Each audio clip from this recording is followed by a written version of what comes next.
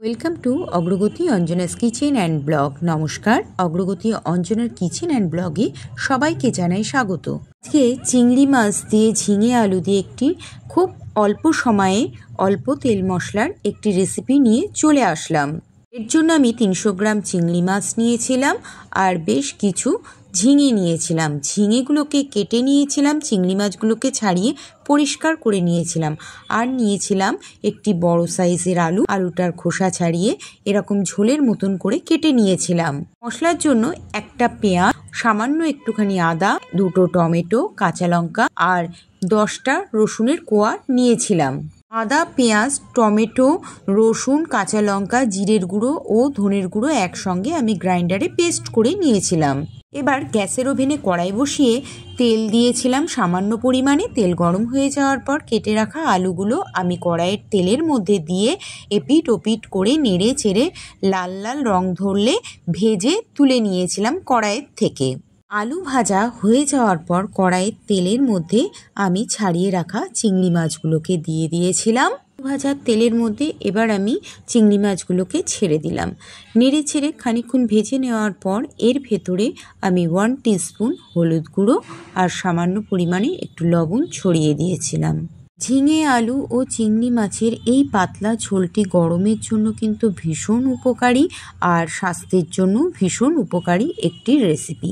বাড়িতে অবশ্যই আপনারা এই রেসিপিটা ট্রাই করে খেয়ে জানাবেন। দেখুন, চিংড়ি মাছগুলো আমার ভাজা কমপ্লিট হয়ে গেছে। এবার আমি ওই চিংড়ি মাছ ভাজা তেলের মধ্যে কুচিয়ে রাখা পেঁয়াজ, টমেটো কুচি আর 2টো কাঁচা লঙ্কা আর 1/2 টিস্পুন গোটা জিরে ফোড়নে দিয়েছিলাম। কড়াইয়ের মধ্যে পেঁয়াজ, কাঁচা লঙ্কা, টমেটো ও জিরে দিয়ে ভালো করে নেড়ে ভেজে নেওয়ার পর গ্রাইন্ডারে পেস্ট করে রাখা মশলাটিকে আমি কড়াইয়ের ভাজা মশলার মধ্যে ঢেলে দিয়েছিলাম। এবার এর মধ্যে আমি দিলাম 1 টিস্পুন হলুদ গুঁড়ো, তারপর এর মধ্যে খানিকটা চিনি দিয়েছিলাম। আমি আমার পরিমাণ অনুযায়ী চিনি দিয়েছিলাম, আপনারা চিনি পছন্দ না করলে দেবেন না।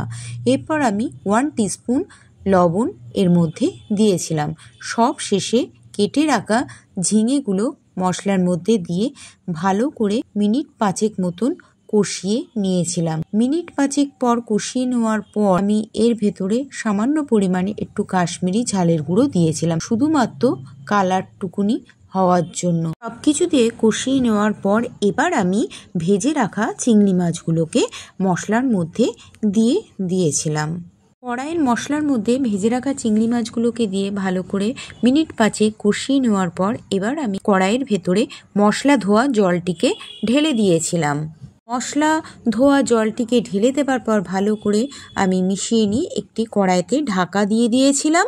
ঢাকা দিয়ে 10 থেকে 15 মিনিট আমার এই ঝিঙে আলু চিংড়ি মাছের ঝোলটিকে ফুটিয়ে নেবার পর একদম রেডি হয়ে গিয়েছিল আজকের এই রেসিপিটি। ঝিঙে আলু চিংড়ি মাছের এই পাতলা ঝোলের রেসিপিটি খেতে যেমন দুর্দান্ত স্বাদের হয়ে থাকে, তেমনিও কিন্তু শরীরের জন্য খুব উপকারী। আপনাদের কেমন লাগলো অবশ্যই কমেন্টে জানাবেন। ভালো লাগলে লাইক, কমেন্ট, শেয়ার ও সাবস্ক্রাইব করে দেওয়ার অনুরোধ রইল। তো আজকের ভিডিও আমি এখানেই শেষ করছি। পরবর্তী অন্য কোনো নতুন রেসিপির ভিডিও নিয়ে আপনাদের সামনে হাজির হয়ে যাব। ততটুকু সময়ের জন্য টাটা, বাই বাই।